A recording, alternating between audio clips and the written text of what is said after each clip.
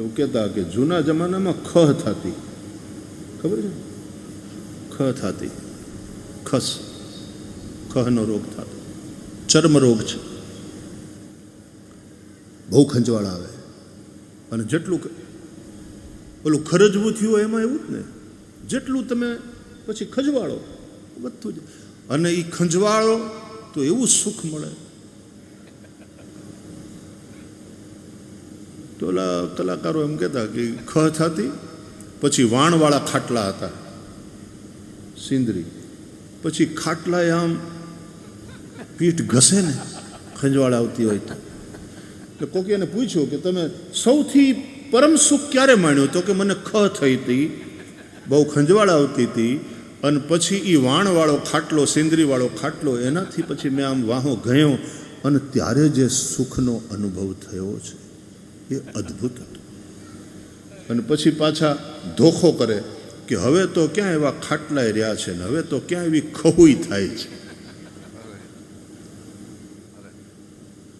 सुख तुम्हें इसलिए सुख लगता है क्योंकि दुख भी है,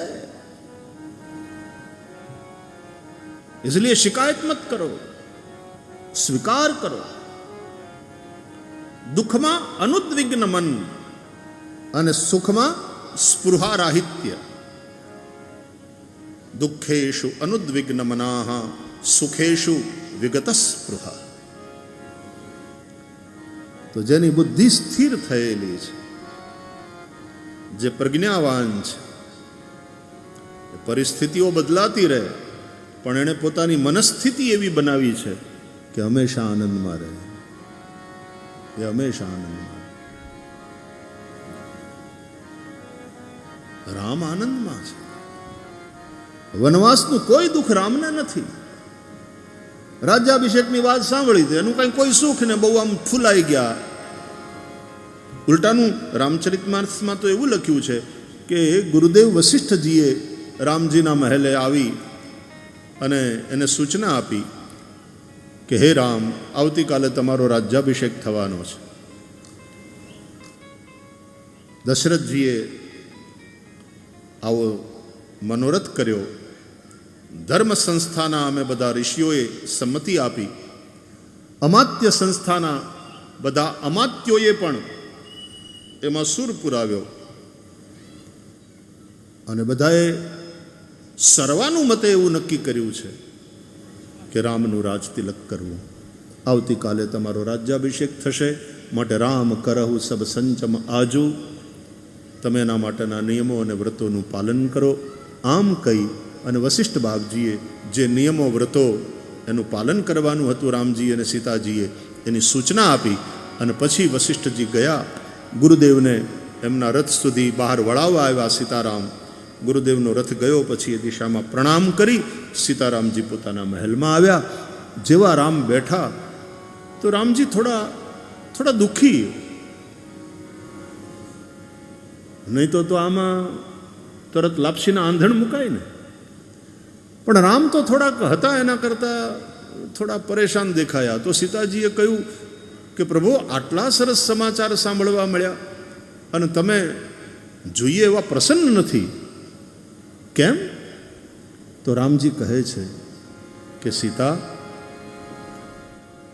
જન્મે એક સંગ સબ ભાઈ, ભોજન શયન કેરી લરિકાઈ. જન્મે એક સંગ સબ ભાઈ, ભોજન શયન કેરી લરિકાઈ. કરન ભેદ ઉપબીત વિયા, સંગ સંગ સબ ભય પૂછા. સીતા, અમે ચારે ભાઈઓ એક સાથે જન્મ્યા, સાથે સાથે રમીને મોટા થયા, અમારા યજ્ઞોપવિત સંસ્કાર સાથે સાથે થયા, અમે સાથે સાથે ભણ્યા. અને સીતા, તમે તો જાણો છો અમારા ચારે ભાઈઓના લગ્ન પણ એક સાથે એક મંડપની નીચે થયા.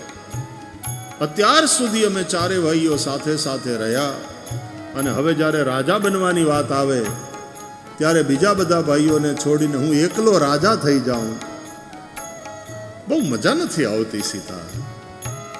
મને એમ લાગે છે કે અમારો રઘુવંશ બહુ વિમલ છે, મને અમારા રઘુવંશ માટે ગૌરવ છે.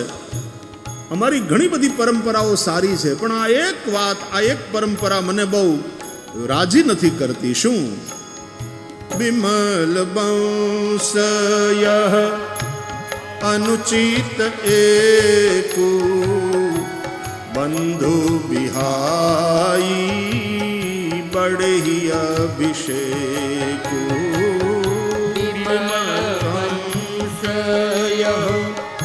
अनुचित एको बंधु विहाई बड़े अभिषेको. जन्मे एक संग सब भाई भोजन शयन केरी लरिकाई. जन में एक संग सब भाई भोजन शयन केली लरिका. અમારા વિમલ વંશમાં આ એક વાત મને અનુચિત લાગે છે. બીજા ભાઈઓને છોડીને જ્યેષ્ઠ પુત્રનો રાજ્યાભિષેક થાય. આરામ.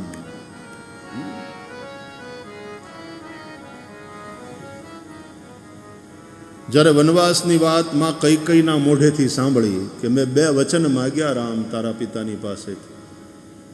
પહેલા વચનમાં તારા બદલે મારો દીકરો ભરત રાજા થાય, અને રાજી રાજી થઈ ગયા સાંભળીને રામ. અને બીજા વચનમાં તારે 14 વર્ષ માટે તાપસ વેશ ધારણ કરી ઉદાસીન વ્રતને લઈને વનમાં જવાનું.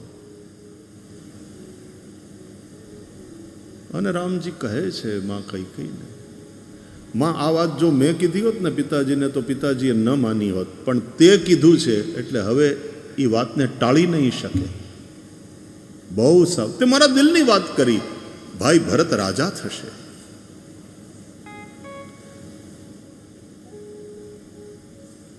अद्भुत है राम का चरित्र. और फिर वन में जाते हैं, तुलसीदास जी लिखते हैं नवगयंद रघुबीर मन राज अलान समान. रामનું મન નવગયંદ, હાથીનું મદનિયું. નવું ગયંદ હાથી એટલે હાથીનું મદનિયું.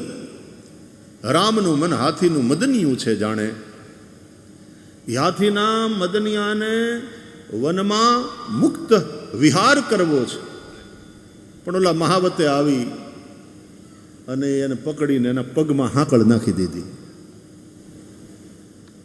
હાથીના પગમાં હાંકળ હોય એટલે એનું બંધન.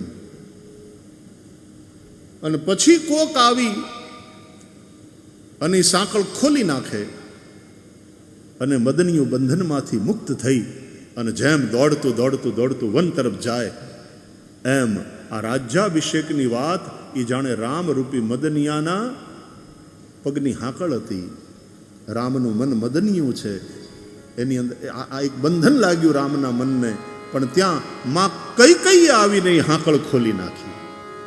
એટલે જાણે કૈકેયીને થેન્ક યુ કહેતા હોય એમ રાજી થઈને રામ વનમાં ગયા.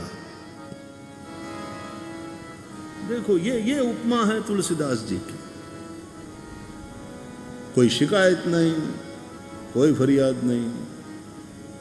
कलयुगની અંદર ક્યારેક આવું થાય તો જઈને સ્ટે લઈ લે કોર્ટમાં જઈને, તરત પત્રકાર પરિષદ કરે અને તરત એમ કહે કે આ મારા વિરુદ્ધનું એક ષડયંત્ર છે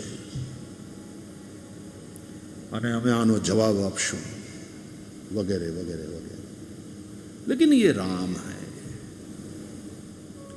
तो प्रसन्नताम या नगताभिषेकतः तथा न ममले वनवास दुःखतः मुखाम्बुजश्री रघुनंदनस्य मे सदास्तु सा मंजुल मंगल प्रदा. आवा स्थित प्रज्ञ राम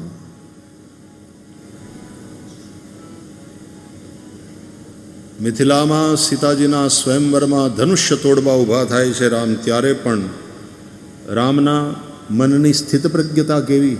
હા, સુનિ ગુરુ બચન ચરણ સિરુનાવા, ઓ હર્ષ વિષાદ ન કछु ઉર આવા, ન હર્ષ ન શોક, मन का संतुलन, समत्वम योग उच्चते।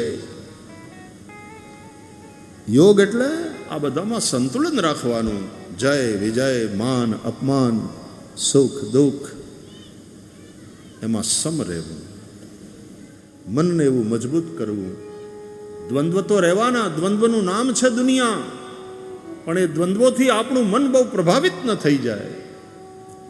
સંસારનું બીજું નામ છે સમસ્યા, પણ એ સમસ્યા તમને ડગવી ન જાય. દુઃખમાં ડરવું નહીં ને હિંમત નવ હારવી, હળવેથી જીવનની હોડી હંકારવી, શિવજીને સોંપી સુકાન, સુખ દુઃખ તો આવે સંસારમાં, ત્યારે ભાવ ધરી ભજવા ભગવાન, સુખ દુઃખ તો આવે. ભગવાનનો ભરોસો ન છૂટે. ભગવાનની પાસે એવું ન માગો કે હે પ્રભુ કોઈ દી મારા જીવનમાં સંકટ ના આવે, કોઈ દી દુઃખ ના આવે. એવું બનશે જ નહીં. ભગવાન કે મારા જીવનમાં આવ્યું. ભગવાનની પાસે એમ માગો કે સંકટ આવે ત્યારે હું ભરોસો ન ચૂકું, સંકટ આવે ત્યારે હું ડગું નહીં. મારા મનને એવું મજબૂત બનાવો છે પ્રભુ. એટલે અંગ્રેજીમાં એમ કહે છે, don't go to God and say oh God I have problems, but face the problems and tell them, hey, I have God. ये बात बड़ी प्यारी है, ये बात बहुत प्यारी है. ભગવાનની પાસે જઈને ફરિયાદ ન કરો કે પ્રભુ મારે બહુ સમસ્યાઓ છે મારા જીવનમાં. ઉલટાના સમસ્યાઓનો સામનો કરો ને એમ કયો, એ મારી પાસે ભગવાન છે, તારા થાય તો બગાડી લે મારું. મારી પાસે ભગવાન છે, મારો ભગવાનમાં ભરોસો દ્રઢ છે, ભગવાન સદા મારી સાથે છે. અર્જુનજીએ કહ્યું ભગવાન શ્રી કૃષ્ણને કે મારે તમારી નારાયણી સેના નથી જોતી. કૃષ્ણ ભગવાને કહ્યું, દુર્યોધને આવ્યો તો મદદ માગવા, અર્જુન પણ આવ્યા, કુરુક્ષેત્રમાં યુદ્ધ થવાનું છે.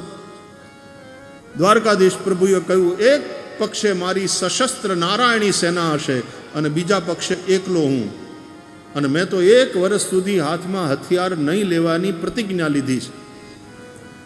બોલો તમને શું જોવે? અર્જુન નાનો છે, નાના જે માગે એને પહેલા મળવું જોઈએ, આમ નીતિ કહે છે. दुर्योधन तुमसे अर्जुन छूटा, अर्जुन पहला अधिकार तुम्हारा, तुम क्या चाहते हो? अर्जुने કહ્યું, પ્રભુ મને તમારી નારાયણી સેના નથી જોઈતી, હું ઈચ્છું છું તમે મારી સાથે હો. પ્રભુ તમે મારી ભેરે રહ્યો, કે તેથી કરીને આ યુદ્ધ ટળી જશે એમ તમને લાગે? ભલે ન ટળી જાય, પણ તમે મારી હારે હશો તો હું ધોઈ પીશ બધાને.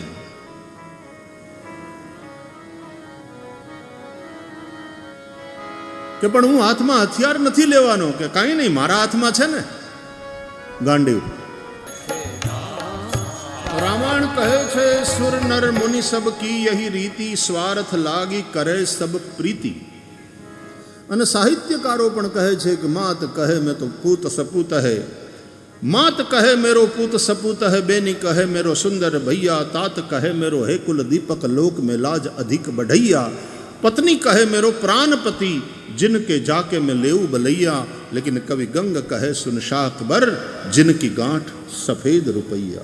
ये सारे नाते रिश्ते तब तक है जब तक पैसा धन है.